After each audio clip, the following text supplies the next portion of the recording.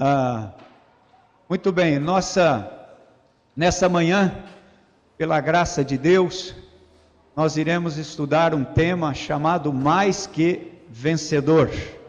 E esse tema está baseado na carta de Paulo aos Coríntios, no capítulo 9, 1 Coríntios, capítulo 9, versículo 24 e também o verso 25. Bem? 1 Coríntios, capítulo 9, versículos 24 e 25.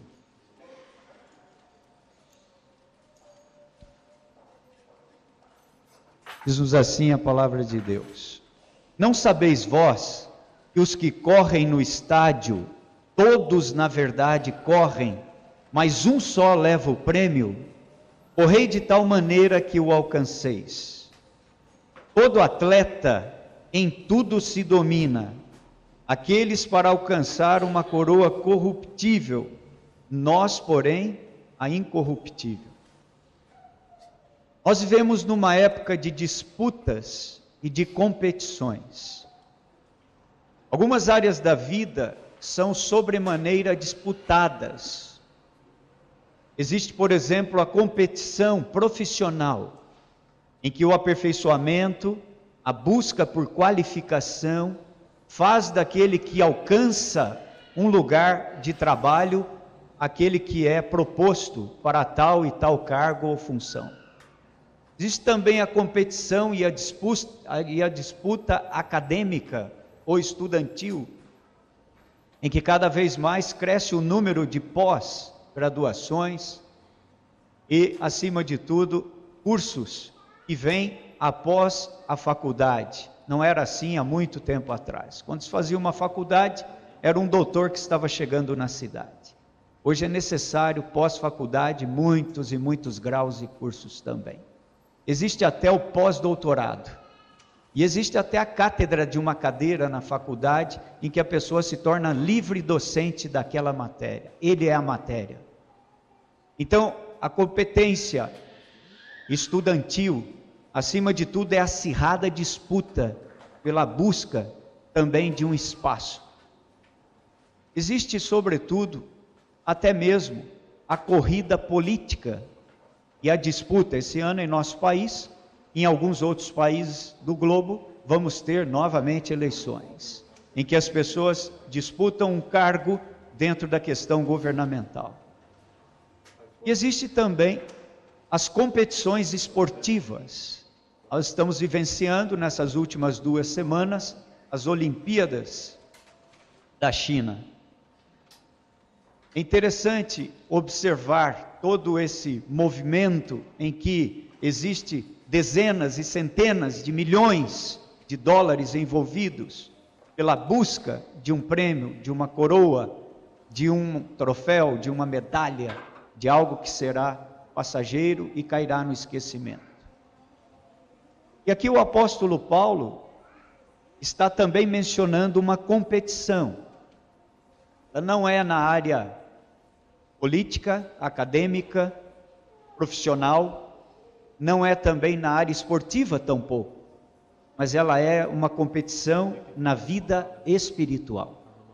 A corrida do atleta cristão, em que podemos ser mais que vencedores, não apenas um vencedor, um ganhador, mas mais que vencedores. Paulo vivia no 1º século após Jesus Cristo, e nesta oportunidade, já por alguns séculos, na Grécia Antiga, havia se instalado os jogos chamados Olimpíadas. Isso começa por volta do ano 600 a.C., e não agora, de uns anos para cá, quando se tornou famoso depois do evento da televisão e da descoberta da questão televisionada e transmitida via TV. Mas isso já era famoso 6 séculos antes de Cristo. Na Grécia Antiga, quando se instalou essa questão das competições, algumas práticas que hoje não existem, existiam na época. E algumas que existiam na época, hoje não mais existem. Por exemplo, a competição do alvo através do arco e flecha. Existia também algumas competições do carregar peso à distância, escalar montanha em menos tempo, atravessar rios carregando uma pedra nas costas. Mas a competição mais disputada na Grécia Antiga era a competição de corrida de longa distância. Eu posso imaginar Paulo agora vendo aqueles grandes nomes e famosos nomes gravados ali perto do Olimpo, que era o cenário da competição, onde cada atleta, desde que nascia, era dedicado a um deus. Os deuses do Olimpo, o monte sagrado, cujo maior deles era Zeus, o líder dos deuses. Existia um camarada muito famoso chamado Pérsius. Quem sabe Paulo estava por ali alguma vez em Atenas, por ocasião de uma Olimpíada, não sei, e ele tem ouvido: aí está o grande Pérsius, grande conquistador da corrida à distância, filho do grande Dionísio, da cidade de Esparta. Então as pessoas aclamavam aquele grande corredor, que era um vencedor durante algum tempo já. Mas, nessa questão da Grécia Antiga, e reportando para a questão do atleta cristão, Paulo dá pelo menos 3 conselhos para que nós possamos ganhar a coroa eterna, o galardão do justo, que é o novo céu e a nova terra.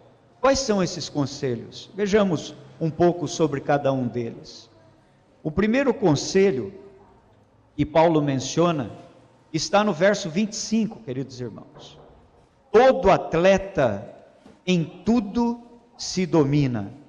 Há uma outra versão bíblica que diz assim: aquele que corre se abstém de todas as coisas.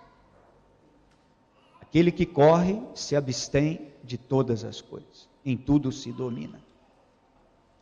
Como era o preparo, e Paulo estava muito familiarizado com aquilo nos tempos antigos, como era o preparo de um atleta para os famosos jogos da Grécia Antiga?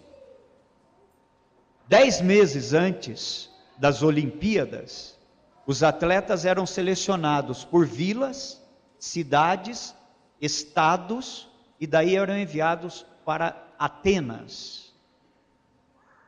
E ali eles eram entregues a juízes, que eram os preparadores desses atletas.